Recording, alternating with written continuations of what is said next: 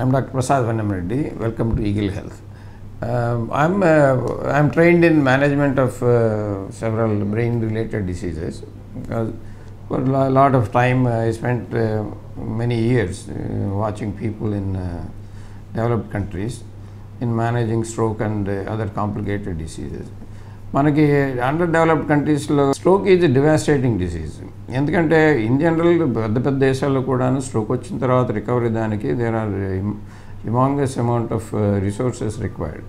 ఆ రిసోర్సెస్లో hospitals management కానీ అక్కడ ట్రైనింగ్ కానీ డాక్టర్లకి కావాల్సిన స్కిల్స్ కానీ చాలా హై ఎండ్లో ఉంటాయి.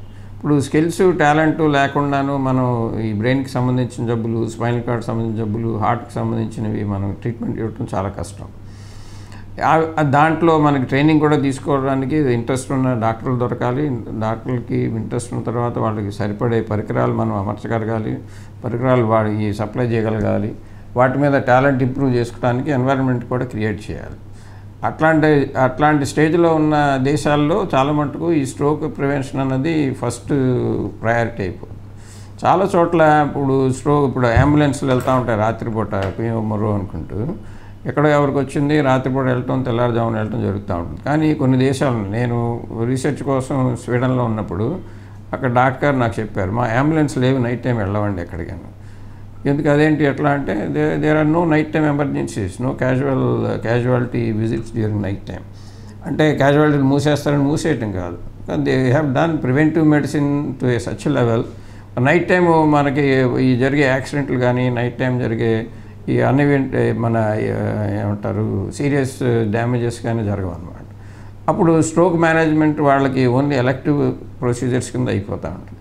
అంతవరకు ఎలా వెళ్ళారంటే just by controlling diet, water, alcohol, smoking, ఇవన్నీ చాలా కంట్రోల్లో పెట్టడం వల్ల వాళ్ళకి నైట్ టైం ఈ డేంజర్స్ కానీ డ్యామేజెస్ కానీ రిస్క్ తగ్గిపోతుంది అన్నమాట.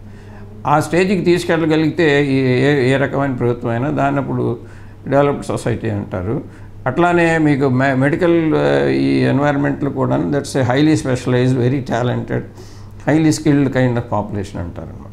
ఈ స్ట్రోక్ అన్న తర్వాత వచ్చి మనిషికి కాలు చేయబడిపోయి అన్కాన్షియస్ అయిపోయిన తర్వాత చాలా సెన్సిటివ్ ఇష్యూ అది.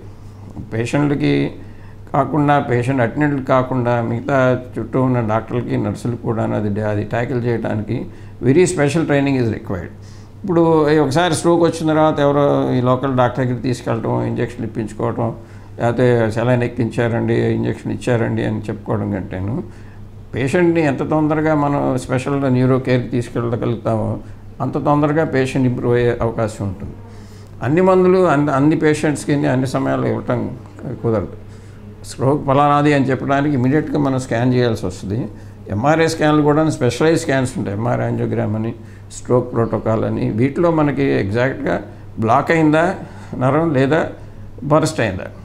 రక్తనాళం బ్లాక్ అయితే అదొక రకమైన స్ట్రోక్, రక్తనాళం పగిలిపోయిందంటే అది రెండు రకమైన స్ట్రోక్. రెండింటికి ట్రీట్మెంట్లు వేరే ఉంటాయి. ఈ డిఫరెన్స్ తెలుసుకోగలిగితేనే మనం పేషెంట్కి సరైన వైద్యం ఇవ్వగలం. సరైన వైద్యం ఇవ్వటం వల్లనే అతను రికవరీ అయ్యే అవకాశం ఉంటుందన్నమాట. కాబట్టి మీరు ఎప్పుడైనా సరే ఏ జబ్బుకైనా సరే దానికి తగ్గట్టు మీకు గైడ్ చేయగలిగే మనుషులు ఉండాలి. ఆ గైడ్ చేయగలిగే మనుషులు కూడా మీకు సరైన సెటప్కి, సరైన సిస్టమ్కి తీసుకెళ్ళగలగాలి. ఇవి చేయటం వల్ల అడ్వాంటేజ్ ఏంటంటే ఇప్పుడు ఎప్పుడైనా సరే ఒక మనిషి హాస్పిటల్లో చేరాలంటే ఒక మనిషి వెళ్ళి రావటం కాదుగా, వాళ్ళ ఫ్యామిలీ వెళ్తారు, ఫ్రెండ్స్ వెళ్తారు. వెళ్ళిన తర్వాత హాస్పిటల్లో పేషెంట్ ఉన్నాడంటే వీళ్ళందరూ వాళ్ళు చేసే పనులన్నీ మానుకుని అక్కడే ఉండాల్సి వస్తుంది. ఎవరో ఒకరు టేక్ ఓవర్ చేసుకోవాల్సి వస్తుంది రెస్పాన్సిబిలిటీ. దీనివల్ల ఓవరాల్ బర్డెన్ సొసైటీ మీద చాలా ఎక్కువ ఉంటుంది. ఎప్పుడైనా సివిలైజ్ కంట్రీస్లో వాళ్ళు క్యాల్కులేట్ చేసేది దీన్నే, మీ హ్యూమన్ రిసోర్సెస్ ఎంత వేస్ట్ అవుతున్నాయో చూసుకుని దానికి వాళ్ళు ఆల్టర్నేటివ్ మెథడ్స్ అరేంజ్ చేసుకుని loss of life, loss of money, loss of property, ఇవన్నీ వాళ్ళు జాగ్రత్తగా చూసుకుంటారు. అది కూడా మీరు చేసుకోవాలనుకుంటే సరైన సర్కమ్స్టాన్సెస్ క్రియేట్ చేసుకోవాలి, సరైన ఎన్వైరన్మెంట్ క్రియేట్ చేసుకోవాలి. అలా చేసినప్పుడు మీరు సరైన డాక్టర్ దగ్గరికి వెళ్ళగలరు. సరైన డాక్టర్ నుంచి మీకు సరైన ట్రీట్మెంట్ మీ పేషెంట్ దొరుకుతుంది. కాబట్టి you can always expect better recovery for your patient. దానివల్ల మీకు కూడా లాభమే కదా. లేకపోతే హాస్పిటల్ చుట్టూ తిరగటం, మీరు చేసుకున్న పని మానేయటం, మీ రిసోర్సులు తక్కువ చేసుకోవడం, ఇవన్నీ అయ్యే అవకాశం కూడా తగ్గిపోతుంది. Thank you. Like and subscribe Eagle Health and Beauty.